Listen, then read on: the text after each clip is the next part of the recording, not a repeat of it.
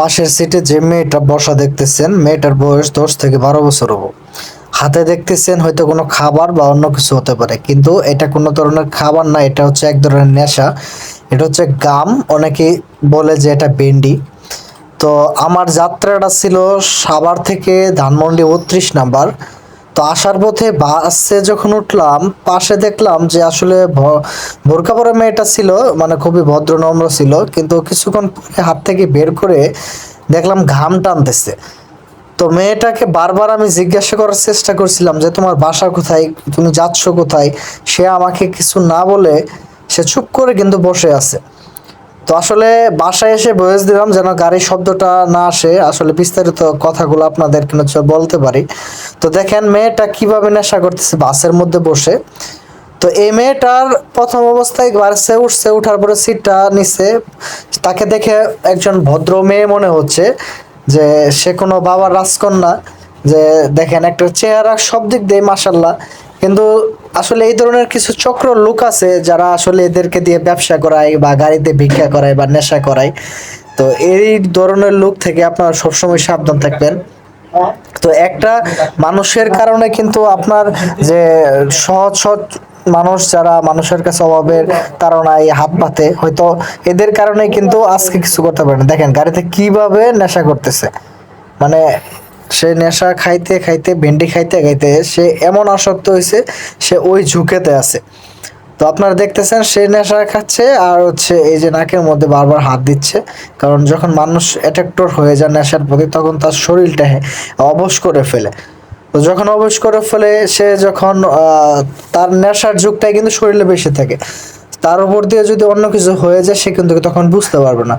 তো দেখেন একটা মেয়ে মানুষ এই বয়সে, যে বয়সে তার মা বাবার কাছে থাকা বা লেখাপড়ার বয়স বা পড়াশোনার বয়সে, দেখেন একটা মেয়ে নেশায় আসক্ত হয়ে গেছে। সম্পূর্ণ ভিডিওটা দেখেন সে কি করে, আপনারা কিন্তু দেখতে পারবেন। সে মেয়েটা এখন হয়তো নেশা করতেছে, একটু পরে দেখবেন তো সে সেট থেকে উঠবে। বাসা কই ভাই? চিনেন না? কোথায় আইতেছে?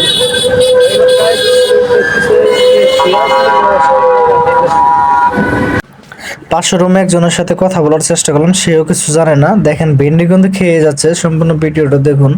এখন সে ভেন্ডি খাচ্ছে নিজের মনে করে, কিন্তু এখানে পিছনের সেটা কেউ নাই বিদায় কেউ দেখতে পাচ্ছে না, কিন্তু আমরা কয়েকজন ছিলাম, আমরা তারাই দেখতেছিলাম যে আসলে কিভাবে নেশা খাচ্ছে এই মেয়েটা।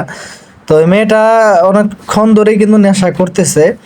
তো আমি বুঝতাম না যে আসলে মেয়ে মানুষ যেভাবে কখন নেশা করে। আজ পর্যন্ত অনেকজনকেই দেখছি রাস্তাঘাটে ফুটপাতের নেশা, কিন্তু বাসের মধ্যে উঠে যে আজকাল নেশায় আসক্ত হয়ে গেছে। এই ধরনের নেশা মানুষকে খাইয়ে কিন্তু আতঙ্ক করে টাকা পয়সা মোবাইল ছিনতাই করে নিয়ে যায়। তো এই মানুষগুলো থেকে আপনারা সবসময় সেফটি থাকার চেষ্টা করবেন। আর এই ধরনের মেয়ে দেখলে বা ছেলে পেয়ে দেখলে বাস থেকে নামাই দেওয়ার চেষ্টা করবেন, কন্ট্রাক্টরকে বলবেন, কারণ কন্ট্রাক্টরও জানে না যে তার বাসের মধ্যে নেশা খাচ্ছে। সিট থেকে উঠে গেছে, সামনে গেছে কিসের জন্য জানেন? এটা হচ্ছে ওই যে টোকেন দেওয়ার জন্য, যে আমার মা বাবা অসুস্থ বা ভাই অসুস্থ বা এটা হচ্ছে সেটা হচ্ছে, এটার জন্য যে টোকেন দেয় 10 টাকা করে বা 5 টাকা করে, যা খুশি যে আপনি দেয়, এটার জন্য টোকেন দেওয়ার জন্য সামনে গেছে। সে কিন্তু ভেন্ডি খাবার দিয়েছে, তার হাতে এখন টোকেন দেখতেছেন। এটা একটা ভিক্ষার ছলনা। সে ভেন্ডিটা তার বোরকার নিচে রাখছে এবং হচ্ছে ব্যাগ থেকে সে টোকেন বের করে সবাইকে দিচ্ছে টাকা দেওয়ার জন্য। আমার সামনেও আসলে আমি তাকে জিজ্ঞেস করেছিলাম যে এটা কিসের টাকা। সে কথা বলে না। আমি তাকে বললাম যে তুমি তো বাসে ওঠার সময় আমার কাছ থেকে 10 টাকা নিছো, কখন আমাকে 10 টাকা দিচ্ছেন? আমি কার্ডটা ঘুরে দেওয়ার চেষ্টা করি, সে কিন্তু আমার কাছ থেকে কার্ডটা নিচ্ছে না, বারবার পড়ে যাওয়ার চেষ্টা করতেছে। দেখেন গাড়ির ঝুঁকিতে। আপনারা অবশ্যই এই ভিডিওটা সবাই শেয়ার করে সবাইকে দেখার সুযোগ করে দেবেন, কারণ এই যে রাস্তাঘাটে ফুটপাতে যে মেয়েরা নেশা করে, তারা কিন্তু আজকাল বাসে পর্যন্ত উঠে গেছে। তো আপনার পাশের লোকটা কোনো দেওয়া খাবার আপনি খাবেন না, বাসে উঠে নিজের জিনিস সবকিছু নিজের দায়িত্ব রাখবেন, কারণ হচ্ছে একটা দুর্ঘটনা সারা জীবনের কান্না। সবাই ভালো থাকবেন, ভিডিওটা শেয়ার করে সবাইকে দেখার সুযোগ করে দেবেন। আসসালামু আলাইকুম।